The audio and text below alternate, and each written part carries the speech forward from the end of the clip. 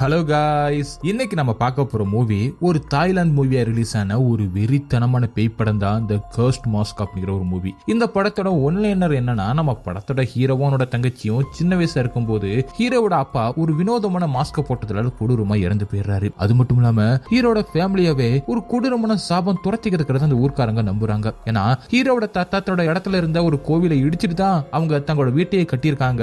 அந்த சாபம் தான் துரத்துறதா சொல்லப்படுது. ஹீரோவோட அப்பாவும் அம்மாவும் இறந்ததுக்கு அப்புறம் ஹீரோட பாட்டி தான் ஹீரோவையும் அவனோட தங்கச்சியும் வளர்த்திருக்காங்க. ஆனா அவங்களும் எப்படி ஹீரோட அப்பா இறந்து போனாரோ அதே மாதிரி இறந்து போக அந்த கிராமமே ஹீரோட குடும்பத்தை சாபம் பிடிச்ச குடும்பம் அப்படின்னு பேச ஆரம்பிக்குது. இது எல்லாத்தையும் கவனிச்ச அந்த கிராமத்துல நடக்கிற திருவிழாவை டாக்குமெண்ட்ரி பண்ண வந்த டிவி ரிப்போர்ட்டரான ஹீரோயின் அந்த ஹீரோவோட குடும்பத்துக்கு பின்னாடி இருக்கிற அந்த அமானுஷத்தை இன்வெஸ்டிகேஷன் பண்ண ஆரம்பிக்கிறாங்க.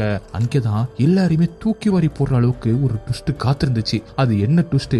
ஹீரோட குடும்பத்தை பிடிச்ச அந்த சாபத்துல இருந்து ஹீரோவோனோட தங்கச்சியும் தப்பிச்சாங்களா இல்லையா அப்படிங்கிறது இந்த படத்தோட மீதி கதை. நம்ம சீக்கிரமாவே இந்த படத்தோட கதைக்குள்ள போயிடலாம். படத்தோட ஓப்பனிங் சீன்ல நம்ம படத்தோட ஹீரோவை சின்ன வயசுல காட்டுறாங்க. அவனோட தங்கச்சியும் கை குழந்தையா தான் இருக்கா. இவங்களை பாத்துக்கிறது அவங்களோட பாட்டி தான். ஹீரோட அம்மா ஹீரோட தங்கச்சி ஜானுவை பிரசவிக்கும் போதே இறந்து போயிருக்காங்க. இப்ப ஹீரோட அப்பா அந்த கிராமத்துல ஒரு ஃபாரஸ்ட் ஆபீசரா இருக்காரு. அவருக்கு பிடிச்ச சாப்பாடுகளை செஞ்சுக்கிட்டு ஹீரோட பாட்டி அவங்களையும் கூப்பிட்டுக்கிட்டு தன்னோட பையனை பார்க்க போறாங்க. அங்க ஹீரோட அப்பா ஃபாரஸ்ட் டிபார்ட்மெண்ட் நர்சரி ஸ்கூல்ல கிரவுண்ட்ல நின்னுக்கிட்டு ஏதோ மாஸ்க் மாதிரி செஞ்சுக்கிட்டு இருக்காரு. இந்த கிராமத்துல ஒவ்வொரு வருஷமும் திருவிழா ஒண்ணு நடக்கும். அதுல நிறைய பேர் மாஸ்க் போட்டுக்கிட்டு டான்ஸ் ஆடிக்கிட்டு, சொல்லப்போனா சில பேர் சாமி வந்து ஆடுற மாதிரி மாஸ்க் போட்டுக்கிட்டு ஆடிக்கிட்டு இருப்பாங்க. அது ஒரு பரேட் மாதிரி நடக்கும். அதுக்காக தான் இதை பண்ணிக்கிட்டு இருக்காரு.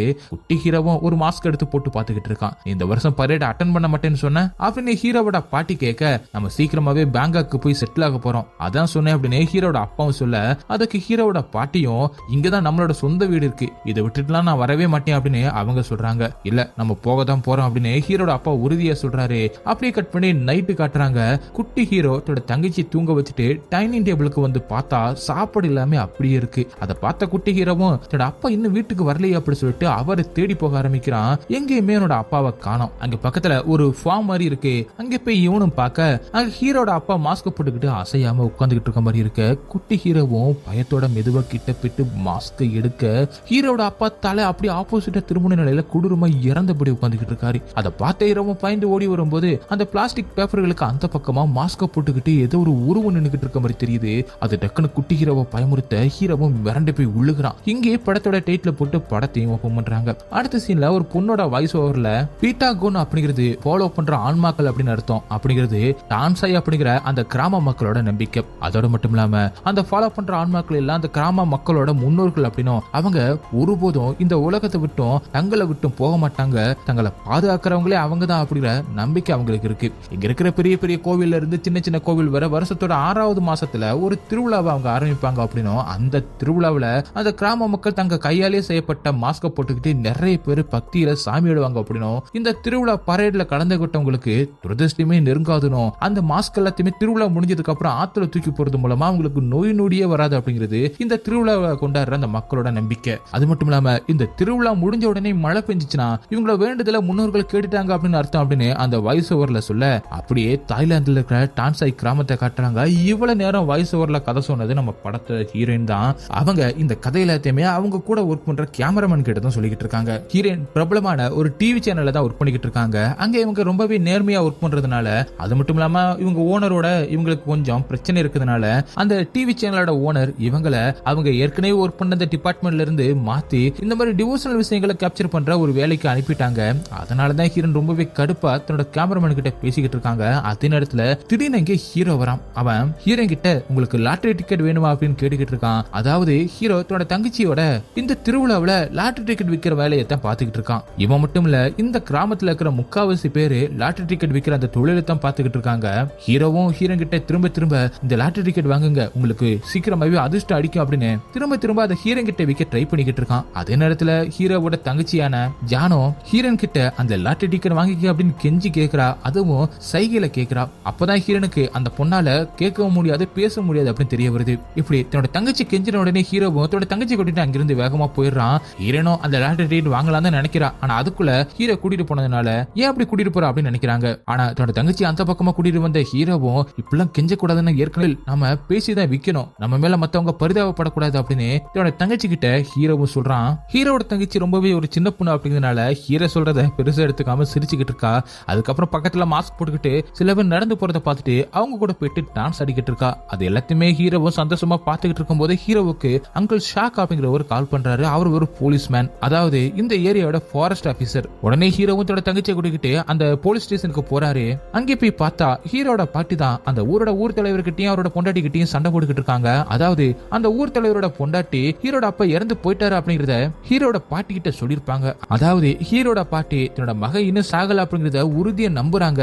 தன்னோட பையன் இறந்து போனதுக்கு அப்புறம் ஒரு மாதிரி மனநிலை பாதிக்கப்பட்ட மாதிரி தான் ஹீரோட பாட்டி இருக்காங்க போல. என்னோட பையனை எப்படி நீ இறந்து போயிட்டான் அப்படி சொல்லுவா அப்படி சொல்லிட்டு ஊர் தலைவரோட பொண்டாட்டி கிட்ட ஹீரோவோட பாட்டியுமே சண்டை போட்டுக்கிட்டு இருக்காங்க. அது மட்டும் இல்லாம நீங்க எல்லாருமே கும்பிட்டுக்கிட்டு இருக்கிற அந்த கோவில் எல்லாத்தையுமே இடிச்சு தரமட்டமாக்கனே அப்படின்னு செம்ம கோவமா பேசுறாங்க. அந்த அங்கிள் ஷாக் அப்படிங்கிற அந்த ஃபாரஸ்ட் ஆபீசர் ஹீரோட அப்பாவோட ஃப்ரெண்டு தான். அதெல்லாம் இங்க பிரச்சனை ஆயிடக்கூடாது அப்படிங்கிறதுக்காக ரெண்டு பேருமே சமாதானப்படுத்தி அனுப்பி வைக்கிறாரு. அந்த ஊரோட தலைவர் தன்னோட ஒய்ஃபை சமாதானப்படுத்தி கூட்டிட்டு போறாரு. அப்படியே சீனும் கட் பண்ணி இப்ப ஹீரோட வெட்ட காட்டுறாங்க. ஹீரோவும் தன்னோட பாட்டி தன்னோட அப்பா இறந்து போனதை ஏத்துக்காம திரும்ப தன்னோட அப்பா உயிரோட இருக்கிறதா தன்னோட பாட்டி திரும்ப சொல்றதுனால செம்ம கோவத்துல இருக்கான். அது மட்டும் இல்லாம வீட்டுக்கு வந்த பாட்டியும் நான் இப்ப சூப்பு செஞ்சிருக்கேன், உங்க அப்பாவுக்கு அது ரொம்பவே பிடிக்கும், போய் கொடுத்துருவா அப்படின்னு சொல்லவும் இன்னும் கோவமான ஹீரோவும் அப்பா நம்மளை எப்பவே விட்டுட்டு போயிட்டாரு, அதை நீங்க ஏத்துக்குங்க பாட்டி அப்படின்னு ஹீரோவும் கோவமா சொல்றான். ஆனா அந்த பாட்டியும் ஏன்டா உன் வாயாலேயே உன்னோட அப்பா இறந்து போயிட்டாருன்னு சொல்ற அப்படி சொல்ல, அப்பா இறந்து போனதுக்கு காரணமே நீதான், கோவில் இருந்த இடத்துல கோவிலை இடிச்சு இந்த வீட்டை கட்டின, நம்ம முன்னோர்களோட ஆன்மாக்களை நீங்க அவமதிச்சதாலதான் நம்ம குடும்பத்துக்கு இந்த நிலைமை அப்படின்னு ஹீரோவும் சொல்ல, அதெல்லாம் இல்ல உங்க அப்பா உயிரோட தான் இருக்காரு அப்படின்னு அந்த பாட்டியை திரும்ப சொல்ல, முதல்ல நான் இங்க இருக்க போறதே கிடையாது, நான் பேங்காக்கு போறேன், அங்க போயிட்டு ஒரு வேலையை தேடி சம்பாரிச்சு என்னோட தங்கச்சிக்கு நான் ட்ரீட்மெண்ட் பார்க்க போறேன் அப்படி சொல்ல, என்னால இங்க வர முடியாது, நீங்க வேணா போங்க, நான் என்னோட பையனோட தான் இங்க இருப்பேன் அப்படின்னு ஹீரோட பாட்டியும் சொல்றாங்க. அதனால இன்னும் கோவமான ஹீரோவும் வேகமா உள்ள போயிட்டு ஹீரோட அப்பா ரெடி பண்ணி வச்ச மாஸ்க் அவரோட பொருட்கள் அப்படின்னு சொல்லிட்டு எல்லாத்தையுமே தூக்கி போட்டு உடைக்க ஆரம்பிக்கிறான். அந்த சத்தம் கிட்ட உள்ள வந்த பாட்டியும் டே உடைக்காதரா அப்படின்னு சொல்லிட்டு பயங்கரமா அழுகுறாங்க. இது எல்லாமே என்னோட அப்பாவோட பொருட்கள்ரா, அவரோட ஞாபகத்துக்காக தான் இது எல்லாத்தையுமே வச்சிருக்கேன், என்னால அவன் இறந்ததை தாங்கிக்க முடியல, அவனை ரொம்பவே மிஸ் பண்றேன், அதனாலதான் இப்படி பண்ணிக்கிட்டு இருக்கேன் அப்படின்னு ரொம்பவே கத்தி கதறி அழுதுகிட்டு இருக்காங்க. அதை பார்த்து ஹீரோ ரொம்பவே உடஞ்சி போயிடுறான். அவனும் ஒரு பக்கம் அழுதுகிட்டு இருக்கான். இது எல்லாத்தையுமே சோகமா ஹீரோட தங்கச்சி நின்று பாத்துக்கிட்டு இருக்கான். அடுத்த சீன்ல ஹீரோவோட ஃப்ரெண்டு ஹீரோவை சமாதானப்படுத்திக்கிட்டு இருக்கான். அவங்க போக சரியாயிருவாங்க, நீ ஒன்னும் கவலைப்படாத அப்படி சொல்லிக்கிட்டு இருக்க. ஆனா ஹீரோவோ ரொம்பவே மன கஷ்டத்துல இருக்கான் போல. டேய் செத்துலாம் போல இருக்குடா, எங்க அப்பா இறந்து போனதை நேர்ல பார்த்து அது என்னோட மனசுல ஆழமா பதிஞ்சிருச்சு, எங்க அப்பா மாதிரியே யாராவது எங்க ஃபேமிலியில செத்துருவாங்க அப்படின்னு நினைக்கும் போதே ஒரே பதட்டமா இருக்கா அப்படிங்கிற மாதிரி ஹீரோவும் சொல்லிக்கிட்டு இருக்க. அப்பெல்லாம் ஒண்ணு நடக்காதரா அப்படின்னு சொல்லிட்டு ஹீரோட ஃப்ரெண்டும் சமாதானப்படுத்திக்கிட்டு இருக்க. அந்த நேரத்துல ஹீரோவோட தங்கச்சி பக்கத்துல தான் இருந்தா. அவ பக்கத்துல விழலாம் அப்படின்னு போகும்போது இவங்க இருக்கிற இடத்துக்கு பக்கத்துல ஒரு ஆறு ஒண்ணு ஓடிக்கிட்டு இருக்கு. அந்த ஆத்துக்கிட்ட இந்த ஆத்துல எல்லாம் மாஸ்க தூக்கி போடுவாங்கல்ல, அந்த மாதிரியான ஒரு மாஸ்க் ஓரத்துல ஒதுங்கி இருக்கு. அதை அந்த குட்டி பொண்ணு எடுத்து முகத்துல மாற்றா. அது வழியா அந்த குட்டி பொண்ணு பார்க்கும்போது அவளுக்கு எதிர்த்தாப்புல ஆத்துக்கு அந்த பக்கமா இவ்வளவு மாதிரியே ஏதோ ஒண்ணு மாஸ்க் போட்டுக்கிட்டு நின்று இவளையே பாக்குற மாதிரி இருக்கு. அதையே இந்த குட்டி பொண்ணு ஒரு மாதிரி பாத்துக்கிட்டே இருக்கும்போது டக்குன்னு யாரோ மாஸ்க் புடுங்கி கீழே தூக்கி போற மாதிரி இருக்கு. யாருன்னு பார்த்தா ஹீரோவோட ஃப்ரெண்டு தான். இப்படி தூக்கி போட்ட மாஸ்க் எல்லாம் திரும்பி எடுத்து மாத்தக்கூடாது, அப்படி மாட்டினா அது நமக்கு ரொம்பவே ஆபத்து அப்படிங்கிற மாதிரி ஹீரோட ஃப்ரெண்டு சொல்லிக்கிட்டு இருக்க. அதுக்கப்புறம் அங்கே வந்த ஹீரோவும் தன்னோட தங்கச்சி கிட்ட நீ மாஸ்க் வழியா பார்த்தேல, உனக்கு ஏதாவது தெரிஞ்சிச்சா அப்படின்னு கேட்க, ஆமான்னு அந்த குட்டி பையன் தலையாட்டிக்கிட்டே அந்த பக்கம் ஒரு பாட்டா கூன் தான் தெரிஞ்சிச்சு அப்படின்னு சொல்றான். அதாவது பாட்டா கூன்னா இவங்களுக்கு ஒரு சாமி மாதிரி, அது ஆத்துக்கு அந்த பக்கமும் நின்றுகிட்டு இந்த பக்கமாவே பாத்துக்கிட்டு இருந்துச்சு அப்படின்னு அந்த குட்டி பொண்ணு சொல்ல, அது உன்னையவா பாத்துச்சு அப்படின்னு ஹீரோவும் கேட்க, கொஞ்ச நேரம் யோசிச்சுட்டு அந்த குட்டி பொண்ணும் இல்லைன்னு தலையாடிட்டு அது உன்னையே தான் பாத்துக்கிட்டு இருந்துச்சு அப்படின்னு மாதிரி அந்த குட்டி பொண்ணு சொன்ன உடனே ஹீரோ அப்படி கதி கலங்கி போயிடுறான். நீ ரொம்பவே கற்பனை பண்ற, அப்படி எதுவுமே இங்க இருந்திருக்காது, சரி இவளை வீட்டுல போய் விட்டுரு அப்படின்னு தன்னோட ஃப்ரெண்டு கிட்ட சொல்லி தன்னோட தங்கச்சியை தன்னோட ஃப்ரெண்டு கூட அனுப்பி வச்சுட்டு ஹீரோவும் ஒருவித பயத்தோடைய ஆத்துல மிதந்து போய்கிட்டு இருக்கிற அந்த மாஸ்கையே பாத்துக்கிட்டு இருக்கான். தன்னோட குடும்பத்துல இருக்கவங்களுக்கு ஏதாவது ஆயிடுமா அப்படிங்கிற பயம் ஹீரோவை துரத்திக்கிட்டே இருக்கு. அதனால நைட் ஆகியும் தூக்க வராம ஹீரோ முழிச்சுக்கிட்டு இருக்க. அதே நேரத்துல கதவை திறந்துகிட்டு ஹீரோட பாட்டியும் அந்த மாஸ்க் எல்லாத்தையுமே சரி பண்ணி எடுத்து வந்து வச்சுக்கிட்டு இருக்காங்க. என்ன பாட்டி பண்ணிக்கிட்டு இருக்கீங்க அப்படின்னு ஹீரோவும் கேட்க, இது எல்லாத்தையுமே உன்னோட அப்பா ஒரு பொக்கிஷமா பாத்துக்கிட்டு இருந்தான், நீ உடச்ச எல்லாத்தையுமே நான் சரி பண்ணிக்கிட்டு இருக்கேன் அப்படின்னு சொல்லிட்டு பைய எடுத்து போட்டுக்கிட்டு எங்கேயே கிளம்புறாங்க. எங்க பாட்டி போறா அப்படின்னு ஹீரோவும் கேட்க, அவங்க எந்த ஒரு பதிலும் சொல்லாம இருக்க, நீ அந்த கோவிலையே இடிக்க போற அப்படின்னு கேட்க, ஹீரோவோட பாட்டி எந்த ஒரு பதிலும் சொல்லாம, நான் சூப்பு செஞ்சு வச்சது இன்னும் நீங்க யாருமே சாப்பிடல, பசிச்சுனா அதை ஹீட் பண்ணி சாப்பிடுங்க அப்படின்னு சொல்லிட்டு ஹீரோ ஒரு மாதிரி பாத்துக்கிட்டு கதவு சத்திட்டு அங்க இருந்து கிளம்புறாங்க. ஹீரோக்கு ஒண்ணுமே புரியல. டைம் பார்த்தா நடு ராத்திரி 12 மணி ஆகுது. அடுத்து ஹீரோட பாட்டியும் ஒரு கூடை எடுத்துக்கிட்டு எங்கேயே போய்கிட்டு இருக்கும் போது அவங்கள சுத்தி நிறைய நாய்கள் குறைச்சிக்கிட்டே இருக்கிற மாதிரி இருக்கு. ஒரு வித பயத்தோட லைட் அடிச்சுக்கிட்டு ஹீரோட பாட்டியும் முன்னாடி நடந்து போய்கிட்டு இருக்காங்க. அப்ப பின்னாடி ஏதோ பெல் சவுண்ட் கேட்கிற மாதிரி இருக்கு. அப்படியே அந்த இடத்துல ஒரு ஸ்ட்ரீட் வியூக்காக ஒரு கண்ணாடி வச்சிருப்பாங்கல்ல, அந்த கண்ணாடி அப்படி திருப்பி காட்டுறாங்க. அதுல மாஸ்க் போட்டுக்கிட்டு ஏதோ ஒரு உருவம் நின்று ஹீரோவோட பாட்டியை பாத்துக்கிட்டு இருக்க மாதிரி காட்டுறாங்க. அப்படி கட் பண்ணி அடுத்த நாள் காலையில அந்த ஊர் தலைவரோட பொண்டாட்டி இருக்காங்கல்ல, அவங்க இடத்துல ஒரு கோயில் இருக்கும் போல, அந்த கோயில்ல படையல் வைக்கிறதுக்காக அந்த இடத்துக்கு வந்து பாக்குறாங்க. அவங்க அந்த படையில வச்சுக்கிட்டு இருக்கும்போது திடீர்னு அந்த கோயிலுக்கு பின்னாடி ஏதோ ஒரு கால் தெரிய அதை பார்த்து பயந்து கத்துறாங்க. என்னன்னு பார்த்தா ஹீரோட பாட்டி தான் அந்த மாஸ்க் போட்ட நிலைமையில தூக்குல தொங்கிருக்காங்க. அதனால அந்த இடத்துல எல்லாருமே கூடிடுறாங்க. ஃபாரஸ்ட் ஆபீசர்ஸ், போலீஸ் ஆபீசர் சொல்லிட்டு எல்லாருமே இங்க வந்துடுறாங்க. ஹீரோனும் கேமராமேனுமே இங்க வந்துடுறாங்க. அதுக்கப்புறம் தான் அந்த மாஸ்க் கழட்டிட்டு பார்த்தா அது ஹீரோட பாட்டி. அதை பார்த்த ஹீரோவும் அந்த குட்டி பொண்ணும் பயங்கரமா கத்தி கதறி அழுதுகிட்டு இருக்காங்க. இவங்களுக்காக இருந்த ஒரே ஒரு சொந்தமும் இப்ப இறந்து போக அதை பார்த்து அந்த ஊர்க்காரங்க எல்லாருமே அதிர்ச்சி ஆயிடுறாங்க. அது மட்டும் இல்லாம அந்த ஊர்க்காரங்க எல்லாருமே இவ ஒரு சூனியக்காரி, இவ கோயில் எல்லாத்தையுமே இடிக்கிறவ, இவ நம்ம நம்பிக்கை எல்லாம் உடைக்கிறா, இவ ஒரு சாபம் பிடிச்சவ, அதனால இவளை நம்ம ஊர்ல புதைக்க கூடாது அப்படின்னு பிரச்சனை பண்ண ஆரம்பிக்கிறாங்க. இது ஒரு நல்ல நியூஸ் இருக்கே அப்படி மாதிரி ஹீரோனோ அந்த கேமராமேனோ அதை ரெக்கார்ட் பண்ண ஆரம்பிக்கிறாங்க. அந்த ஊர்க்காரங்க இவ்வளவு கொந்தளிக்க காரணமே ஹீரோவோட பாட்டியும் ஹீரோவோட அப்பா எப்படி இறந்து போனாரோ அதே மாதிரிதான் இறந்து போயிருக்காங்க, வாய் கிழிக்கப்பட்ட நிலையில. இந்த கிராமத்தோட முன்னோர்களோட ஆன்மாக்கள் தான் இவங்களை பழி வாங்கிட்டதா அந்த கிராம மக்கள் எல்லாருமே நம்புறாங்க. அப்படி சத்தம் போட்டு இருக்கிற அந்த கிராம மக்களை அந்த ஃபாரஸ்ட் ஆபீசர் தான் சமாதானம் பண்ணி அனுப்பி வைக்கிறாரு. அப்படியே கட் பண்ணி இப்ப ஹீரோவும் அந்த கேமராமேனும் அந்த ஃபாரஸ்ட் ஆபீசரை இப்ப இன்டர்வியூ எடுக்கிறாங்க. ஊர் மக்கள் எல்லாருமே இந்த ஊரோட முன்னோர்களோட ஆன்மாக்களை அந்த குடும்பம் கோவப்படுத்திட்டதா சொன்னாங்களே, அப்படி கோவப்படுற அளவுக்கு அவங்க என்ன பண்ணாங்க அப்படின்னு ஹீரோனும் கேட்க, ஆமா அவங்க குடும்பம் ஒரு மிகப்பெரிய தப்பு பண்ணிருச்சு, அது மூலமா முன்னோர்களோட ஆன்மாக்கள் அவங்க மேல கோவமா இருக்காங்க அப்படின்னு இந்த மக்கள் நம்புறாங்க. அதாவது ஹீரோவோட தாத்தாவோட நிலம் இந்த ஊரோட என்ட்ரன்ஸ்ல இருந்துச்சு. அந்த இடத்துல இந்த ஊரோட முன்னோர்களோட ஆன்மாக்களுக்காக ஒரு கோவில் வச்சிருந்தாங்க. அந்த இடத்த அந்த கோவில் அங்க வைக்கிறதுக்கு கொடுத்தது ஹீரோவோட தாத்தா தான். ஆனா ஹீரோட தாத்தா ஒரு கட்டத்துல இறந்து போனதுக்கு அப்புறம் ஹீரோவோட பாட்டி தன்னோட பையனுக்கு ஒரு வீடு கட்டுறதுக்காக அந்த கோவில் இருக்கிற அந்த இடத்த திரும்ப கேட்டாங்க. அந்த கோவிலையும் இடிச்சுட்டு இப்ப அவங்க இருக்கிற அந்த வீட்டை அங்கே கட்டினாங்க. அதுவரை அந்த குடும்பம் செல்வாக்கு மிகுந்த ஒரு பணக்கார குடும்பமா இருந்துச்சு. அதுக்கப்புறம் ரொம்பவே ஏழ்மை ஆயிட்டாங்க. அவங்க மருமகளும் 2வது குழந்தை பிரசவிக்கும் போது இறந்து போயிட்டாங்க. பிறந்த அந்த பெண் குழந்தைக்கும் வளர வளர ஒரு கட்டத்துக்கு மேல காது கேட்காம போயிருச்சு. ஹீரோட அப்பாவும் கொடூரமான முறையில இறந்து போனாரு. நான் அவரோட பாடியை ஃபர்ஸ்ட் டைம் பார்க்கும்போது அவரோட தலையில திரும்பி இருந்துச்சு. இப்படி இந்த ஃபாரஸ்ட் ஆபீசர் இன்டர்வியூ கொடுத்துக்கிட்டு இருக்க அப்ப அங்கே வந்து அந்த ஊரோட தலைவரும் இது எல்லாத்தையுமே எதுக்கு அவங்க கிட்ட சொல்லிக்கிட்டு இருக்க அப்படின்னு அந்த ஊர் தலைவர் கேட்ட உடனே, சரி நான் இங்கிருந்து கிளம்புறேன் அப்படின்னு அந்த ஃபாரஸ்ட் ஆபீசர் அங்கிருந்து கிளம்பிடுறாரு. அதுக்கப்புறம் அந்த ஊர் தலைவர் ஹீரோ கிட்ட வந்து, நீங்க இங்க வந்த வேலையை மட்டும் பாருங்க, உங்க வேலை முடிஞ்ச உடனே இங்க இருந்து நீங்க கிளம்பிருங்க. நீங்க பண்ற ஏதாவது ஒரு விஷயம் எங்க முன்னோரோட ஆன்மாக்களை கோவப்படுத்திருச்சுன்னா அதுக்கு கஷ்டப்பட போறது, தண்டனை அனுபவிக்க போறது எல்லாமே என்னோட கிராம மக்கள் தான். நீங்க ஏதாவது பண்ணி பிரச்சனையை உருவாக்கிறாதீங்க அப்படின்னு அந்த ஊர் தலைவர் சொல்லவும், நாங்க இங்க பிரச்சனை பண்ண வரல, எங்க வேலையை பார்க்க தான் வந்தோம், எங்க வேலை முடிஞ்ச உடனே அங்கிருந்து கிளம்பிடுவோம், நீங்க சொன்னதை நாங்க யோசிச்சு பாக்குறோம் அப்படின்னு சொல்லிட்டு ஹீரன் அங்கிருந்து கோவமா பேசிட்டு போக, அவ அப்படிதான் எங்களை மன்னிச்சிடுங்க அப்படின்னு கேமராமேனும் ஊர் தலைவர்கள் சொல்லிட்டு அங்கிருந்து கிளம்புறான். ஊர் தலைவரும் எதையோ யோசிச்சுக்கிட்டு இருக்காரு. அப்படியே கட் பண்ணி நைட்டு காட்டுறாங்க. தன்னோட பாட்டி இறந்து போனதுனால அந்த குட்டி பொண்ணு ரொம்பவே சோகமா அழுதுகிட்டே இருக்கா. அதுவும் தேம்பி தேம்பி அழுதுகிட்டு இருக்கா. அங்க வந்த ஹீரோவும் தன்னோட தங்கச்சிய சமாதானப்படுத்துறான். பாட்டி இறந்து போயிட்டாங்க, அதே மாதிரி நாமளும் இறந்து போயிடுவோம் அப்படின்னு கேட்க, உன்னை எந்த ஒரு சக்தியாலையும் எதையுமே பண்ண விட மாட்டேன், எல்லாத்தையுமே சரி பண்ணிடுவேன் அப்படின்னு ஹீரோவும் சொல்லிட்டு, பாட்டி மாதிரி நானும் சமைப்பேன், நீ ஒன்னும் கவலைப்படாத அப்படின்னு சொல்லி தாலாட்டு பாடி குட்டி பொண்ணை தூங்க வைக்கிறான். அதுக்கப்புறம் ரொம்பவே சோகமா ஹீரோவும் வெளியில வர, வெளியில தான் ஹீரோட ஃப்ரெண்டும் வெயிட் பண்ணிக்கிட்டு இருக்கான். தன்னோட பாட்டியோட இழப்ப ஹீரோவாலுமே சுத்தமா தாங்கிக்கவே முடியல. அவங்க செஞ்சு வச்ச அந்த சூப்பை பார்த்துட்டு அழுதுகிட்டே அதை சாப்பிட்டுக்கிட்டு இருக்கான். அதை ஹீரோட ஃப்ரெண்ட் தடுக்க பாக்குறான். அதுக்கப்புறம் அவனை சமாதானப்படுத்திக்கிட்டு இருக்கும்போது அங்க அந்த ஃபாரஸ்ட் ஆபீசர் அங்கிள் ஷாக் வந்திருக்காரு. ஜோ, இங்க நான் வந்ததுக்கான காரணம், உன் பாட்டி இறந்து போனாங்கல்ல, அவங்கள யாருமே கொலை செய்யல, அதுக்கான எந்த ஒரு ஆதாரமும் அங்கே கிடைக்கல, அவங்களோட போன் கூட அவங்க கூட தான் இருந்துச்சு, மேபி அவங்களே அவங்களோட உயிரை எடுத்து இருந்திருக்கலாம், என்னால முடிஞ்சவரை எல்லா இன்வெஸ்டிகேஷன் நான் பண்ணிட்டேன் அப்படின்னு அங்கிள் ஷாக்கும் சொல்ல, அதை ஹீரோவும் சோகத்தோட கேட்டுக்கிட்டு இருக்கும் போது, அவங்க ஒன்னும் தற்கொலை பண்ணிக்கல அப்படின்னு ஒரு குரல் கேட்குது. என்னன்னு பார்த்தா அங்க ஊர் தலைவர் வந்து நிக்கிறாரு. ஏன் இப்படி சொல்றீங்க அப்படின்னு ஹீரோவும் கேட்க, உன் பாட்டி எப்படி இறந்து போனாங்க அப்படின்னு சொல்லிட்டு எல்லாருக்கும் நல்லாவே தெரியும், அதுக்கு காரணம் இந்த இடம் தான், இந்த இடத்துல நம்ம முன்னோரோட ஆன்மாக்கள் வச்சிருக்க அந்த கோவில் இருந்து அந்த சன்னதி இருந்துச்சு, அதை எரிச்சிட்டு தான் உன் பாட்டி இந்த வீட்டையே கட்டினாங்க, அந்த சாமம் தான் உங்களை இப்ப துரத்திக்கிட்டு இருக்கு, அதை சரி பண்ணணும்னா இந்த இடத்த கிராமத்துக்கே கொடுத்துரு, அதுக்கு உனக்கு கிடைக்கிற அந்த காசை வச்சு உன் வாழ்க்கையும் உன்னோட தங்கச்சியும் நீ பாத்துக்கலாம், உன் பாட்டி இறந்து போனது எனக்கும் கஷ்டமா தான் இருக்கு, எங்க 2 பேருக்கு ஏற்கனவே பிரச்சனை இருந்துச்சுலாம் உண்மைதான், ஆனா இது எல்லாத்தையுமே உன்னோட நல்லதுக்காக தான் நான் சொல்றேன், இன்னொரு உயிர் இந்த விஷயத்துக்காக உன்னோட குடும்பத்திலிருந்து போக கூடாது அப்படின்னு அந்த ஊர் தலைவர் ஹீரோ கிட்ட சொல்ல, அதை ஹீரோவும் யோசிச்சு பாக்குறான். அப்படியே கட் பண்ணி பண்ணி இங்க ஹீரோனை காட்டுறாங்க. ஹீரோனோ இந்த விஷயத்தை பத்தி தன்னோட டிவி சேனல் எம்டி கிட்ட பேசிக்கிட்டு இருப்பாங்க போல. நீ சொன்ன அந்த நியூஸ் ரொம்பவே இன்ட்ரெஸ்டிங்கா இருக்கே, அது இன்னும் நல்லா கவர் பண்ணுங்க, இந்த வேலையை நல்லபடியா முடிச்சுட்டு வா அப்படின்னு அந்த எம்டின்னு சொல்ல அதை கேட்டு ஹீரோன் ரொம்பவே சந்தோஷப்படுறாங்க.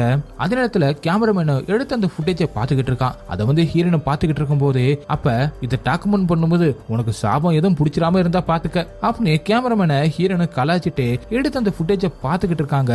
அப்ப ஹீரோனோட பாட்டி இறந்து போயிருப்பாங்கல்ல, அவங்களோட இறந்த உடம்போட தலையில ஏதோ மஞ்சள் கலர்ல ஏதோ ஒண்ணு ஒட்டி இருக்கு. அது என்னன்னு இவங்கள பார்க்க முடியல, ஏன்னா தூரத்துல இருந்து எடுத்த வீடியோனால ஜூம் பண்ணி பார்த்தா ரொம்ப பிளரா தெரியுது. அது ஒரு சன்னதி இருந்த இடம்ல, அதாவது அங்க வேண்டிக்க வந்தவங்க பூக்கள் ஏதாவது வச்சிருப்பாங்க, அந்த பூக்கள் கூட அவங்க தலையில ஒட்டி இருக்கும் அப்படின்னு மாதிரி கேமராமேன் சொல்ல, ஆனா அதை பார்த்தா பூக்கள் மாதிரி தெரியல அப்படின்னு இன்னும் ஜூம் பண்ணி பாக்குறாங்க. அப்போ டக்குன்னு அந்த லேப்டாப் ஆஃப் ஆயிடுது. என்னடா லேப்டாப் ஆஃப் ஆயிடுச்சு அப்படின்னு பார்த்தா அந்த கேமராமேன் லேப்டாப்க்கு சார்ஜ் போடாம இருந்திருக்கான். அதனால சார்ஜர் எடுத்துட்டு வரேன் அப்படின்னு சொல்லிட்டு காரு கிட்ட கேமராமேனும் போக, அதே நேரத்துல ஹீரோனோ அந்த லேப்டாப்பை பார்க்கும்போது அவங்களுக்கு பின்னாடி மாஸ்க் போட்டுக்கிட்டு ஏதோ ஒண்ணு ஹீரோனையே பாத்துக்கிட்டு இருக்க மாதிரி இருக்கு. அதை பார்த்த ஹீரோனை பயந்து போயிட்டு மெதுவா திரும்பி பாக்குறாங்க. அங்க அப்படி எதுவுமே கிடையாது. அடுத்த சீன்ல ஹீரோட பாட்டி இறந்து போனாங்கல்ல, அவங்களுக்கு இரவு நேர பிரேயர் பண்ணிக்கிட்டு இருக்காங்க. அந்த இடத்துல ஹீரோவோட தங்கச்சியும் ஒரு இடத்துல உட்காந்துக்கிட்டு எதையோ வரைஞ்சுக்கிட்டு இருக்கா. அத அந்த ஊரோட தலைவரும் பாத்துக்கிட்டு இருக்காரு. அப்படியே கட் பண்ணி அந்த பிரேயர் முடிஞ்சதுக்கு அப்புறம் அங்கிருந்து கிளம்பிக்கிட்டு இருக்கவங்க கிட்ட ஹீரோவும் தன்னோட பாட்டியோட பொருட்களையும் அதே மாதிரி தன்னோட அப்பாவோட மாஸ்களையும் கொடுத்து கொண்டு போக சொல்றாரு. அந்த பிரேயர் முடிஞ்ச உடனே அங்கிருந்து எல்லாருமே கிளம்பிக்கிட்டு இருக்காங்க. அப்ப அங்க ஹீரோயின் அந்த கேமராமேன் வராங்க. அங்க வந்து ஹீரோயினோ ஒரு ஃபைலை ஹீரோ கிட்ட கொடுத்து, நான் உங்க அப்பாவோட ஃபைல் ரிப்போர்ட் எல்லாத்தையுமே செக் பண்ணி பார்த்துட்டேன், உங்க அப்பாவை யார் கொன்னா அப்படிங்கிறதுக்கு ஆதாரம் இல்லதான், ஆனா அதுக்காக அதை ஒரு மனுஷன் பண்ணல அப்படிங்கிறதுக்காக எந்த ஒரு ஆதாரமும் இல்லைன்ற அர்த்தம் இல்ல. இந்த ஊர் மக்களும் உங்க அப்பாவோட சாப ஒரு சாபமா பாக்குறதுக்கு காரணமே நீதான். நீ சின்ன வயசுல பார்த்து சொன்ன அந்த விஷயம் தான் அதுக்கு காரணம் அப்படி சொல்ல, அப்ப நான் பார்த்தது தப்பா, நான் எங்க 2 கண்ணால பார்த்தேன் அப்படின்னு ஹீரோவும் சொல்ல, என்னோட அம்மாவும் என்னோட தம்பியை பெக்கும் போது இறந்து போயிட்டாங்க. உங்க அம்மா மாதிரி என் தம்பி எங்க அம்மாவோட வயித்துல இருக்கும் போது டாக்டர் செக் பண்ணி பார்த்துட்டு இது ரொம்பவே ரிஸ்க் அப்படின்னு சொன்னாங்க. ஆனா இருந்தாலும் எங்க அம்மாவுக்கு ஒரு மந்திரவாதி இப்படி நீங்க அபாசன் பண்ணீங்கன்னா அந்த குழந்தையோட ஆவி வந்து உங்களை தொடர்ந்து துன்புறுத்தும் அப்படின்னு அந்த மந்திரவாதி சொன்னதுனால எங்க அம்மா என்னோட தம்பியை அபாசன் பண்ணல. அதோட விளைவு எங்க அம்மா பிரசவிக்கும் போது இறந்து போயிட்டாங்க. 2 பேரோட உயிரும் போயிருச்சு. அதுல இருந்து எந்த ஒரு விஷயத்துக்கும் ஆதரவு இல்லாம நான் நம்ப மாட்டேன். இந்த மாதிரியான மூட நம்பிக்கையிலுமே நான் நம்ப மாட்டேன். இப்படி ஹீரோன் சொன்னதுனால ஹீரோவும் கொஞ்சம் யோசிச்சு பாக்குறான். அதே நேரத்துல அங்கே வந்த ஹீரோவோட ஃப்ரெண்டும், நீங்க உங்க நியூஸுக்காக உங்க ஃபேமுக்காக இதெல்லாம் பண்ணிக்கிட்டு இருக்கீங்க, இந்த விஷயத்தை வச்சு நீங்க சம்பாதிக்க நினைக்காதீங்க அப்படி சொல்ல, டக்குனு ஹீரோவும் தன்னோட ஃப்ரெண்டு சொன்னதான் சரின்னு சொல்லிட்டு நீங்க எங்கிறது கிளம்புங்க அப்படி சொல்லி அவங்கள அனுப்பி வைக்கிறான். நான் சொன்னதை கொஞ்சம் யோசிச்சு பாரு அப்படி சொல்லிட்டு ஹீரோன் கேமராமேனோட அங்கிருந்து கிளம்புறாங்க. அதுக்கப்புறம் அங்கேயே கொசு வலையை கட்டி ஹீரோவும் தன்னோட தங்கச்சியோட அங்கேயே தூங்க ஆரம்பிக்கிறான். ஹீரோவோட தங்கச்சி நல்லா தூங்கிடுறான். ஆனா ஹீரோவால தூங்கவே முடியல. அவனுக்கு இறந்து போன அவனோட அப்பாவோட முகம் ஞாபகம் வந்துகிட்டே இருக்கு. பிறண்டு பிறண்டு படுத்துக்கிட்டு இருக்கும்போது திடீர்னு இறந்து போன அவரோட அப்பாவோட ஆவி வந்து ஹீரோவை பயமுறுத்த விரண்டு போய் அப்பதான் தூக்கத்திலிருந்து முழிக்கிறான். ஆக்சுவலா ஹீரோ தூங்கிட்டான் போல. பக்கத்துல திரும்பி பார்த்தா ஹீரோவோட தங்கச்சியை காணோம். எங்கன்னு திரும்பி திரும்பி சுத்தி முத்தியும் பார்த்துக்கிட்டு இருக்கும் போது எதையோ தட்டுற சத்தம் கேட்க என்னன்னு பார்த்தா ஹீரோட தங்கச்சி இறந்து போன பாட்டியோட உடம்பு வச்சிருக்கிற அந்த சவப்பட்டியை தட்டிக்கிட்டு நிக்கிறா. ஒரு வித பயத்தோட மெதுவா ஹீரோவும் கிட்ட போய் தன்னோட தங்கச்சியோட பேரை சொல்லி கூப்பிட்டுக்கிட்டு இருக்க, திடீர்னு அந்த சவப்பட்டி பயங்கரமா ஆட ஆரம்பிக்குது. அந்த ஆட்டம் நின்னதுக்கு அப்புறம் அந்த குட்டி பொண்ணும், பாட்டி என்னையும் உங்க கூட கூட்டிட்டு போக போறியா அப்படின்னு கேட்க, அதை கேட்டு ஹீரோவும் பயந்துகிட்டே மெதுவா குட்டி பொண்ணை தொட போக அந்த குட்டி பொண்ணு தானாவே திரும்பி ஹீரோக்கு பின்னாடி அப்படி கை நீட்ட ஹீரோவும் மெதுவா பின்னாடி திரும்பி பார்த்துட்டு அங்க எதுவுமே இல்லை அப்படின்னு நினைச்சுக்கிட்டு கொஞ்சம் நிம்மதியாயிட்டு திரும்பி பார்த்தா அவனுக்கு முன்னாடி மாஸ்க போட்டுக்கிட்டு ஒரு உருவம் அப்படி ஹீரோவை பயமுறுத்த ஹீரோ பயந்து கீழே விழுந்துடுறான். அப்பதான் டக்குன்னு ஹீரோவும் உண்மையிலேயே தூக்கத்துல முழிச்சு பாக்குறான். இப்ப விடியற அந்த நேரம் பக்கத்துல பார்த்தா ஹீரோட தங்கச்சிய உண்மையிலேயே காணோம். ஹீரோ சுத்தி முத்தியும் பாக்குறான். எங்கேயுமே தன்னோட தங்கச்சி இல்லாம இருக்கவும் அவளோட பேரை சொல்லி கூப்பிட்டு கத்துறான். அதுக்கப்புறம் லைட் அடிச்சு சுத்தி முத்தியும் பாத்துக்கிட்டு இருக்கும் போது அந்த குட்டி பொண்ணு ஒரு இடத்துல உட்காந்து வரைஞ்சுக்கிட்டு இருப்பாள். என்ன வரைஞ்சா அப்படிங்கறத இப்பதான் காட்டுறாங்க. அந்த குட்டி பொண்ணு மாஸ்க் போட்ட ஏதோ ஒரு உருவத்தை தான் வரைஞ்சு வச்சிருக்கா. அதை பார்த்த உடனே பயந்து போன ஹீரோவும் வேகமா வீட்டுக்கு போய் பாக்குறான். வீட்லயும் தன்னோட தங்கச்சி இல்லாம இருக்கவும் பக்கத்துல இருக்கிற காட்டுக்குள்ள போய் பாக்குறான். சுத்தி முத்தியும் பயங்கரமா கத்து தேடிக்கிட்டு இருக்கான். அதுக்கப்புறம் அந்த ஆத்து பக்கமா போய் தேடிக்கிட்டு இருக்கும் போது ஆத்துல ஒரு மாஸ்க் ஒன்று மிதந்து வந்துகிட்டு இருக்கு. அதை எடுத்து பார்த்துட்டு அப்படியே தூக்கி போடுறான். அது அவன் கனவுல வந்த அந்த உருவம் போட்டிருந்த அந்த மாஸ்க் மாதிரி தான் தெரியுது. உடனே நாங்க பண்ணதெல்லாம் தப்பு தான், எங்க ஃபேமிலி பண்ணது எல்லாமே தப்பு தான், உன்னோட சன்னதியை அந்த இடத்துல இருக்கிற என்னோட வீட்டை இடிச்சுட்டு மறுபடியும் உன் சன்னதியை நான் அங்கேயே வச்சிடுறேன், என் தங்கச்சியை மட்டும் திருப்பி கொடுத்துரு அப்படின்னு கத்தி கதறி அழுதுகிட்டு இருக்கான். அந்த சாமி கிட்ட ஹீரோவா அழுதுகிட்டே வேண்டிக்கிட்டு இருக்கும்போது பின்னாடி காத்துல பெல்ல ஆடுற ஒரு சத்தம் கேட்குது. ஹீரோவும் அந்த சத்தத்தை ஃபாலோ பண்ணிட்டு வந்து பார்த்தா ஹீரோ செடிகளை வளர்க்குற அந்த இடத்துக்கு வந்து நிக்கிறான். இந்த இடத்துலதான் ஹீரோட அப்பாவுமே இறந்து போயிருப்பாரு. அது எல்லாமே ஹீரோவுக்கு ஞாபகம் வர ஒரு மாதிரி ரொம்பவே பதட்டமாக ஆரம்பிக்கிறான். அதுக்கப்புறம் ஒரு இடத்துல நடந்து போய்கிட்டு இருக்கும்போது ஏதோ கீழே பாக்ஸ் இருக்கிற மாதிரி ஹீரோவுக்கு ஃபீல் ஆக, அது மட்டும் இல்லாம உள்ள இருந்து தட்டுற மாதிரி ஏதோ ஒரு சத்தமும் கேட்க, தன்னோட தங்கச்சி தான் கீழே இருப்பா அப்படின்னு நினைச்சுக்கிட்டு பதட்டத்தோட வேக வேகமா அதை ஓபன் பண்ண ட்ரை பண்றான். எப்படியே கஷ்டப்பட்டு ஹீரோவும் அதை ஓபன் பண்ணி பார்த்தா உள்ள பாக்ஸ்ல ஏதோ ஒரு பேஸ்மெண்ட் மாதிரி உள்ள போகுது. மெதுவா ஹீரோவும் குழப்பத்தோட கீழே இறங்கி வரும்போது அந்த இடத்தை யாரோ யூஸ் பண்ற மாதிரி நிறைய பொருட்கள் இருக்கு. அந்த மாஸ்கோட அந்த ட்ரெஸ்ஸுமே அங்க இருக்க, ஒரு பாக்ஸ் ஒன்னு இருக்கு. அந்த பாக்ஸ்குள்ள எதுவும் தன்னோட தங்கச்சி அடைச்சு வச்சிருக்காங்களா நினைச்சுக்கிட்டு அந்த பாக்ஸை ஓபன் பண்ணி பார்த்தா இறந்து போய் பல வருஷமான ஒரு எலும்பு கூட அதுக்குள்ள இருக்கு. அதை பார்த்து ஹீரோ இன்னும் பயந்து போயிடுறான். சுத்தி முத்தியும் பார்த்துட்டு இருக்கும்போது ஒரு இடத்துல ஹீரோட தங்கச்சி மயங்கிறபடி கிடக்க, வேகமா போயிட்டு ஹீரோ தன்னோட தங்கச்சியை தோல்ல தூக்கிக்கிட்டு அங்கிருந்து கிளம்புடா அப்படின்னு பார்க்கும்போது மறுபடியும் அந்த பெல் ஆடுற ஒரு சத்தம் கேட்குது. என்னன்னு திரும்பி பார்த்தா அந்த முகமுடியை போட்டுக்கிட்டு ஒரு உருவம் அங்க நின்று இவங்களையே பார்த்துக்கிட்டு இருக்கு. டக்குன்னு அது இவங்களை துரத்த ஆரம்பிக்க ஹீரோத்தோட தங்கச்சியை தூக்கிக்கிட்டு எப்படி வேகமா ஓடி வந்துகிட்டு இருக்கா. அந்த உருவமும் இவங்களை தொடர்ந்து துரத்துக்கிட்டே இருக்க, திடீர்னு இவங்களும் வேகமா ஓடி வந்துகிட்டு இருக்கும்போது ஏதோ ஒண்ணு இவங்களை வந்து அப்படியே மோதிடுது. அடுத்த செகண்ட் டக்குன்னு ஹீரோ ஹாஸ்பிட்டல் இருந்து கண்ணு முழிக்கிறான். அங்கே வந்து ஹீரோயினும், நான் உனக்கு கால் பண்ணேன், அந்த டயத்துல தான் நீ கார்ல அடிபட்டு கிடந்திருப்பா போல, அந்த காரை ஓடிட்டு வந்த டிரைவர் அந்த காலை எடுத்து நான் சொன்னதுனாலதான் உன்னை கொண்டு வந்து இப்ப ஹாஸ்பிட்டல்ல சேர்த்திருக்காரு அப்படின்னு ஹீரோன்னு சொல்லவும், தன்னோட தங்கச்சி எங்க அப்படின்னு சொல்லிட்டு ஹீரோவும் கேட்க, அவளுக்கு ஒண்ணுமில்ல, அவ பத்திரமா தான் இருக்கா, அவளை இன்னும் டிஸ்சார்ஜ் பண்ணல அப்படின்னு ஹீரோனு ஹீரோ கிட்ட சொல்ல, அதே நேரத்துல திடீர்னு ஹீரோவோட தங்கச்சி பயங்கரமா கத்துற சத்தம் கேட்கவும் இவங்க ரெண்டு பேரும் வேக வேகமா அந்த இடத்துக்கு போறாங்க. ஹீரோவோட தங்கச்சி அவளுக்கு நடந்த அந்த விஷயத்தினால ரொம்பவே பாதிக்கப்பட்டுட்டா போல பயங்கரமா கத்தி கதறிக்கிட்டு இருக்கா. உடனே ஹீரோவும் அவளை போய் தாளாட்டு பாடி அவளை அமைதிப்படுத்துறான். அதுக்கப்புறம் தன்னோட ஃப்ரெண்டு கிட்ட போலீஸ் உடனே கூப்பிடு அப்படின்னு சொல்ல, இப்ப போலீஸை கூட்டிக்கிட்டு அந்த பேஸ்மெண்ட்டுக்கு தான் ஹீரோவும் வந்து பார்க்க, ஹீரோ இதுக்கு முன்னாடி இங்க வந்து பார்க்கும்போது நிறைய பொருட்கள் இருந்துச்சு. ஆனா இப்ப அந்த பேஸ்மெண்ட்டே ஃபுல்லாவே எம்டியா இருக்கு. அதை பார்த்து ஹீரோ அதிர்ச்சியாக, எல்லாருமே என்ன இவன் நிறைய இங்க இருக்குன்னு சொன்னா, இந்த இடமே எம்டியா இருக்கு, அந்த பாட்டகுன்னு சொல்ல போற அந்த சாமியோட முகமுடி, அப்புறம் ஒரு பெட்டியில ஏதோ பிணை இருக்குன்னு சொன்ன, எங்க இங்க ஒன்னத்தையும் காணோம் அப்படின்னு எல்லாருமே ஹீரோவை கேட்க, ஹீரோவும் முழிச்சு போய் சுத்தி சுத்தியும் பாத்துக்கிட்டு இருக்கான். அப்ப அந்த ஊரோட தலைவரும் அந்த இடத்துல புனித தண்ணி மாதிரி ஏதோ ஒண்ணு ஊத்தி பிரேயர் பண்ணிக்கிட்டு இருக்காரு. உடனே ஹீரோவும், நான் சொல்றதை நம்புங்க, இங்க நான் பார்த்தது எல்லாமே உண்மைதான், நான் சொன்னது எல்லாமே இங்க இருந்துச்சு, ஆனா இப்ப எப்படி காணாம போச்சு எனக்கு ஒண்ணுமே புரியல, ஆனா எனக்கு ஒண்ணு மட்டும் நல்லாவே தெரியுது, இது பேய பிசாச கிடையாது, இதை ஏதோ ஒரு மனுஷன் தான் செய்யறான் அப்படின்னு ஹீரோ சொல்ல, அது மட்டும் இல்லாம நேத்து நான் அடிபட்டு கீழே விழுந்தப்ப நான் பார்த்த விஷயம் தான் நான் உறுதியா சொல்றதுக்கு காரணம் அப்படின்னு ஹீரோ சொல்ல, அந்த சீனை காட்டுறாங்க. ஹீரோ மயங்கிறதுக்கு முன்னாடி எதையோ பார்த்துட்டு தான் மயங்கிருக்கான். அதை வச்சு நேத்து தன்னை துரத்திட்டு வந்தது சாமியோ பேயோ கிடையாது, அது ஒரு மனுஷன் தான் அப்படி ஹீரோ சொல்ல, உடனே அந்த ஊர் தலைவரும், நீ முன்னோர்களோட ஆன்மாக்களை இழிவுபடுத்துற, அவங்களோட சக்தியை கொச்சப்படுத்துற, அவங்க தான் உன்னை பாதுகாக்கும் செய்யறாங்க, உனக்கு பனிஷ்மெண்ட் கொடுக்கறது அவங்க தான் அப்படின்னு அந்த ஊர் தலைவர் ஹீரோவை திட்டுறாரு. அடுத்த சீன்ல ஹீரோவை இப்ப ஹாஸ்பிட்டல் கிட்ட தங்கச்சியை பார்த்துக்கிட்டு இருக்கும் போது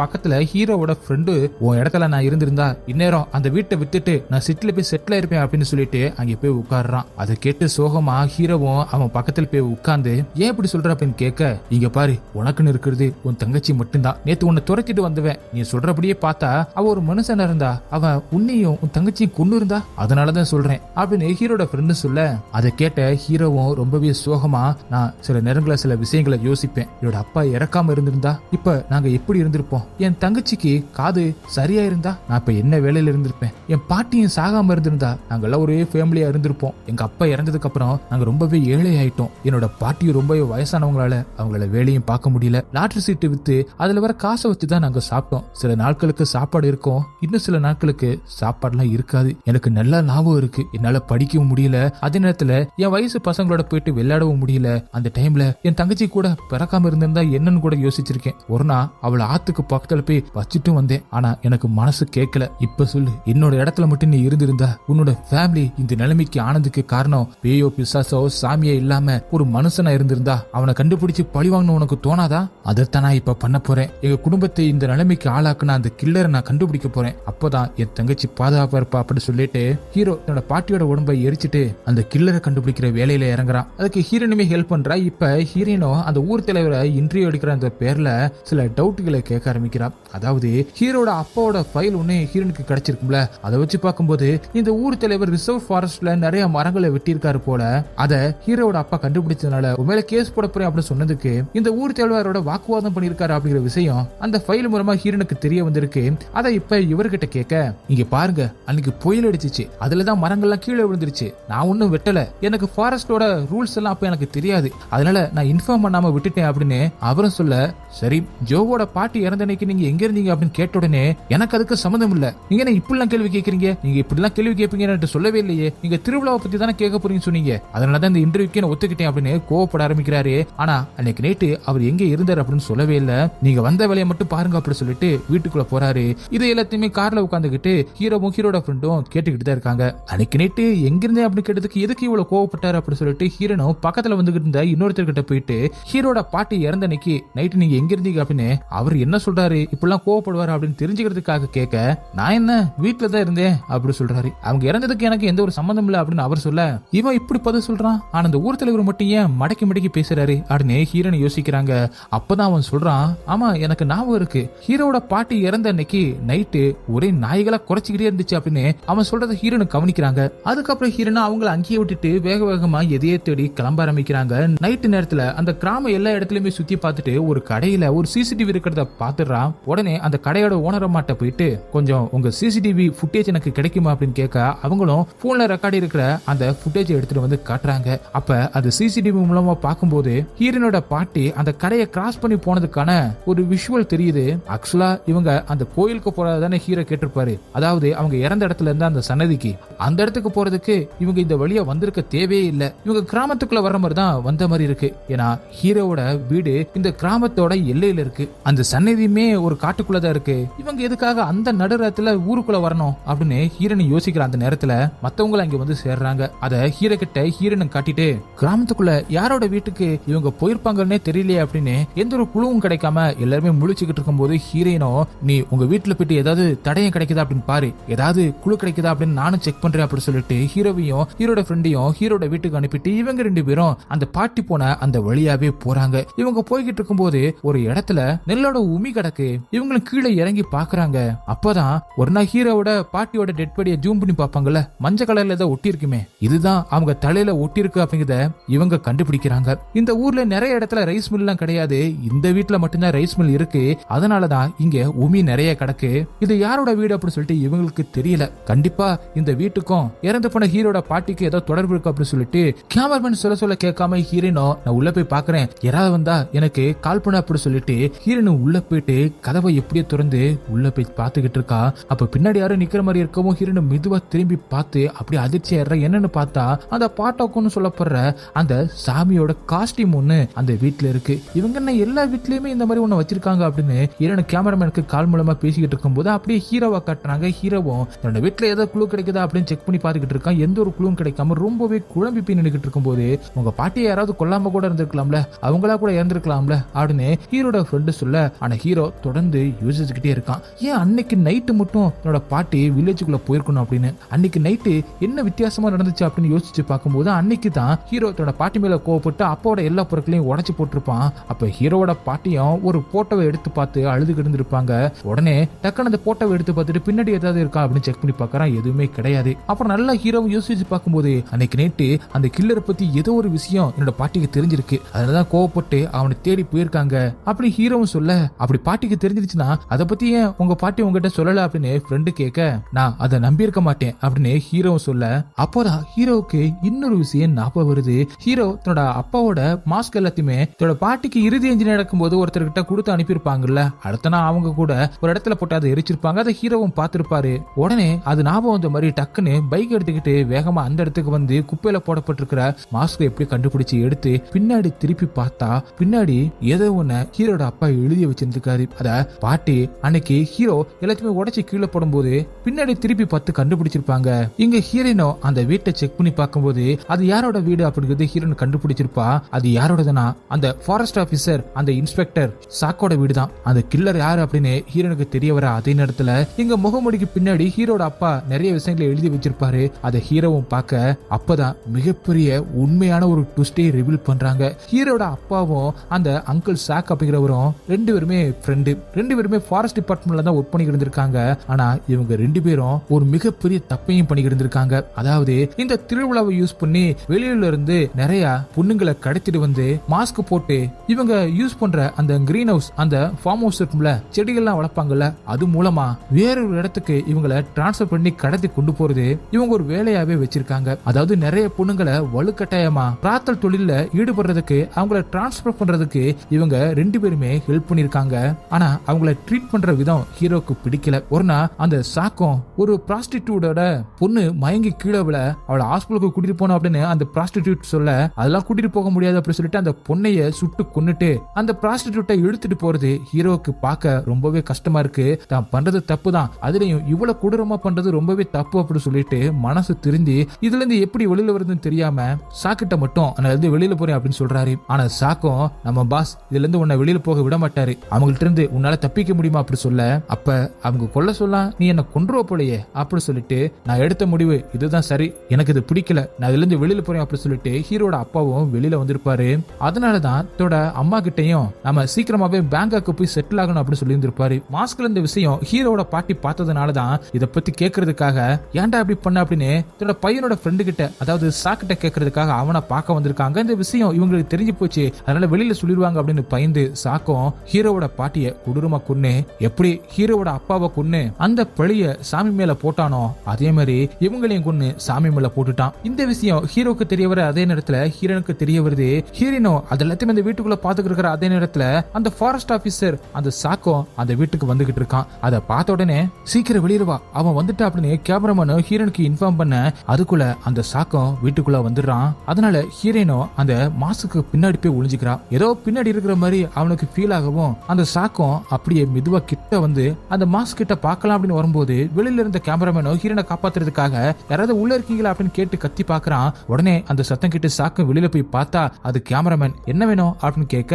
இல்ல ஹீரோன் அந்த பக்கமா போயிட்டு இன்டர்வியூ எடுத்துக்கிட்டு இருக்கா அந்த திருவிழா பத்தி இந்த ஊர் மக்கள் கிட்ட, அதே மாதிரி உங்ககிட்டயும் ஒரு இன்டர்வியூ எடுக்கலாம்னு வந்தேன் அப்படி சொல்லிட்டு வீட்டுக்குள்ளே எட்டி எட்டி பாத்துக்கிட்டு இருக்கான். அதை கவனிச்ச சாக்கம் வாங்க உள்ள போய் பேசலாம் அப்படின்னு சொல்லிட்டு அவனை நைஸா உள்ள கூட்டிட்டு வந்து கண்ணை அப்படியே டேபிள்ல எடுத்து வைக்க அவன் முகம் அப்படியே வெளிரி போயிருது. அதுக்கப்புறம் உள்ள போயிட்டு சரக்கு பாட்டில எடுத்துட்டு வந்து வச்சுட்டு அவன் எதிர்பார்க்காத நேரத்துல அவனை பயங்கரமா அந்த பாட்டில அடிச்சு துப்பாக்கி முனையில அவனை நிப்பாட்டி ஹீரோனை வெளியில வர வச்சு அதுக்கப்புறம் கேமராமேனை பயங்கரமா சுட்டுறான். அதே நேரம் ஹீரோனை சுட போற அந்த நேரம் எப்படியோ ஹீரோவும் அங்கே வந்து பின்னாடி இருந்து சாக்க அடிச்சிடறான். அதுக்கப்புறம் பயங்கர கோவத்தோட துப்பாக்கி எடுத்து சாக்க கொல்ல போற அந்த நேரத்துல அங்க மத்த போலீஸ் ஆபீசர்ஸ் எல்லாம் வந்துடுறாங்க. அவங்களும் இப்பெல்லாம் பண்ணத நீ துப்பாக்கி கீழே போட அப்படி சொல்லிக்கிட்டு இருக்க. அப்பதான் அந்த கேமராமேன் சாகல போல அவன் போட்டிருந்த அந்த லாக்கெட்டு அவனை காப்பாத்தி இருக்கு. அதை பார்த்து ஹீரோனு சந்தோஷப்பட ஹீரோவும் எந்திரிச்சு துப்பாக்கி அவங்க கிட்ட கொடுக்க டக்குன்னு சாக்கு எந்திரிச்சு ஹீரோவை அடிக்க அப்படியே மயங்கி போயிடுறான். அப்படியே கட் பண்ணா அங்க வந்த போலீஸ் ஆபீசர்ஸ் எல்லாமே சாக்கோட ஆளுங்க தான் போல. இப்ப ஹீரோ ஹீரோயின் அப்புறம் அந்த கேமராமேன் 3 பேரையுமே அந்த கிரீன் ஹவுஸ்ல கட்டி போட்டு வச்சிருக்கான் சாக். ஹீரோவும் கண்ணு முழிச்சு பார்க்கும்போது பக்கத்துல ஹீரோட ஃப்ரெண்ட் இருக்கான். டேய் கட்ட அவுத்து விடுறா எங்களை காப்பாத்துறா அப்படின்னு சொல்ல அவன் எதுவுமே செய்யாம அப்படியே நிக்கிறான். அப்புறமா தான் ஹீரோக்கு புரிய வருது இவ்வளவுனா தான் கூட இருந்த ஃப்ரெண்டே சாக்கோட ஆளுதான் அப்படின்னு. அது மட்டும் இல்லாம இத்தனை நாளா அந்த மாஸ்க் போட்டுக்கிட்டு தன்னையும் தன்னோட தங்கச்சியும் பயமுறுத்தி இருந்தது இவன் தான் அப்படின்னும் இவன் சாக்குக்கு உடந்தையா இருந்திருக்கான் அப்படிங்கிற விஷயமும் தெரிய வருது. அதே இடத்துல தான் ஹீரோவோட தங்கச்சியும் ஒரு இடத்துல மயங்கி போய் கிடக்கா. இந்த விஷயம் உன் பாட்டிக்கு தெரிஞ்ச மாதிரி உன் தங்கச்சியும் தெரிஞ்சிருச்சு, அதனாலதான் உன் தங்கச்சியை கொலை பண்ண பார்த்தேன், இப்ப நீங்க எல்லாருமே மாட்டிக்கிட்டீங்க, மொத்தமா முடிச்சு விடுறேன் அப்படி சொல்லிட்டு அவனும் அந்த பக்கமா போக இப்ப ஹீரோட ஃப்ரெண்ட அவங்க மேல பெட்ரோலை ஊத்த சொல்லிட்டு போறான். ஹீரோட ஃப்ரெண்டும் எல்லாருமேலையும் பெட்ரோலை ஊத்திக்கிட்டு இருக்கும் போது ஹீரோனும் அவனை பயங்கரமா திட்டுறா, நீ அவனோட ஃப்ரெண்டா இருந்துகிட்டு இப்படி துரோகம் பண்றீ அப்படின்னு. ஹீரோட பாட்டி ஹீரோவோட தங்கச்சி எல்லாருமே ஹீரோட ஃப்ரெண்ட அவங்க ஃபேமிலியில ஒரு ஆளா தான் பாத்துருப்பாங்க. அதனால ஹீரோ ரொம்பவே மனசோடைஞ்சு போயிடுறான். ரொம்பவே ஃபீல் பண்ணி அவங்கிட்ட பேச அவனாலையும் அது தாங்கவே முடியல.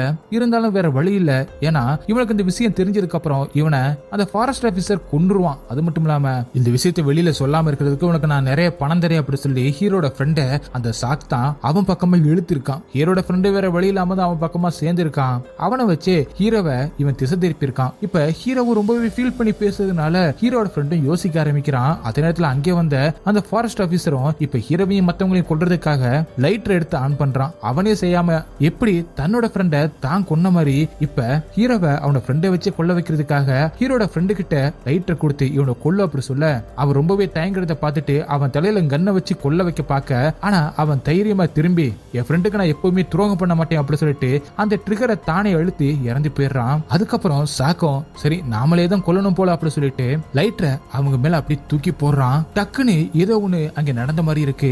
ஹீரோ முழிச்சு பார்க்கும்போது அவங்கள தவிர மத்த எல்லாமே எரிஞ்சுகிட்டு இருக்கு. அதை பார்த்து அந்த சாக்கம் பயந்துகிட்டு இருக்கான். அப்போ பாருங்க ஹீரோக்கு பின்னாடி இருந்து ஏதோ ஒண்ணு முகமூடிய போட்டுக்கிட்டு எந்திரிக்கிற மாதிரி இருக்கு. அது வேற யாரும் இல்ல, இவங்க கும்புற இவங்க முன்னோரோட ஆன்மாவான அந்த சாமி தான். இப்ப இவங்களை காப்பாத்துறதுக்காக அங்கே வந்திருக்கு.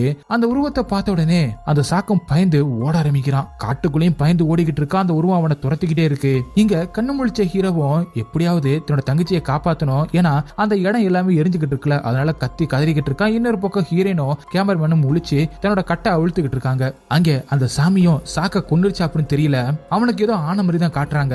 அதே நேரத்துல இங்க ஹீரோவும் தன்னோட தங்கச்சிய அந்த நெருப்புல இருந்து காப்பாத்துறதுக்கு எவ்வளவோ முயற்சி பண்றான். அவனால தவழ்ந்து அந்த இடத்துக்கு போகவே முடியல. நடுவுல நெருப்பு பரவி இருக்கு. அவங்களாலையும் கட்டை சரியா அவிழ்க்க முடியல. இப்ப என்னடா பண்றது அப்படின்னு ஹீரோவை அழுதுகிட்டு இருக்கிற அந்த நேரத்துல கடவுளோட கருணையால அந்த இடத்துல மழை பெய்ய ஆரம்பிக்குது. அந்த நெருப்பு எல்லாமே அணைஞ்சு போகுது. கடைசியில எப்படியோ அவங்க எல்லாம் கட்டை அழுதுகிட்டு ஹீரோவோட தங்கச்சியை காப்பாத்திடுறாங்க. அப்படியே கட் பண்ணி ஹாஸ்பிட்டல்ல காட்டுறாங்க. அந்த கேமராமேனுக்கு பயங்கரமா தலையில அடிபட்டு இருக்கும்ல, அதனால அவரை ஹாஸ்பிட்டல்ல சேர்த்திருக்காங்க. அதே இடத்துக்கு ஹீரோவும் வர, அப்ப ஹீரோட தங்கச்சியை பத்தி ஹீரோ கிட்ட கேட்க, அவ இப்பவும் கொஞ்சம் பயத்துல தான் இருக்கா. அந்த சம்பவம் அடிக்கடி அவளுக்கு ஞாபகம் வரும்போதெல்லாம் பயத்துல கத்துறா. நான் தான் அவளை சமாதானப்படுத்திக்கிட்டு இருக்கேன் அப்படின்னு சொல்லிட்டு அப்படி அந்த மாஸ்கையும் ஹீரோ தண்ணியில தூக்கி போறதையும் காட்டுறாங்க. என்னோட தங்கச்சி நார்மல் ஆனதுக்கு அப்புறம் பேங்காக்கு தான் வரலாம்னு இருக்கேன் அப்படின்னு ஹீரோவும் சொல்ல, சரி வந்துட்டு கால் பண்ணு அப்படின்னு ஹீரோன்னு சொல்றாங்க. இப்போ அவங்க ரெண்டு பேருமே கேமராமேனை பாக்குறதுக்கு தான் போறாங்க. ஹீரோன் கொடுத்த அந்த ரிப்போர்ட் மூலமா அந்த ஃபாரஸ்ட் ஆபீசர் பண்ணிக்கிட்டு இருந்த அந்த இல்லீகல் ஆக்டிவிட்டிஸும் வெளியில தெரிய ஆரம்பிக்குது. இது நியூஸ்லயும் வருது. அதுக்கப்புறம் சில நாட்கள் கழிச்சு ஹீரோட தங்கச்சி நார்மல் ஆனதுக்கு அப்புறம் ஹீரோவோட தங்கச்சியை ஹீரோ கூட்டிக்கிட்டு ரெண்டு பேருமே இப்ப சிட்டிக்கு போற மாதிரி காட்டி இந்த படத்தை முடிக்கிறாங்க. ஓகே गाइस, இந்த படம் உங்களுக்கு எந்த அளவுக்கு பிடிச்சிருந்துச்சு அப்படி சொல்லிட்டு கமெண்ட்ல சொல்லுங்க. உங்களுக்கு இந்த வீடியோ பிடிச்சிருந்துச்சுன்னா உடனே ஒரு லைக்கை தட்டி விட்டுட்டு மறந்துடாம உங்க ஃப்ரெண்ட்ஸுக்கு ஷேர் பண்ணுங்க. அப்படி நம்ம சேனலை சப்ஸ்கிரைப் பண்ண மறந்துடாதீங்க. நெக்ஸ்ட் வீடியோல மீட் பண்ணலாம். By guys.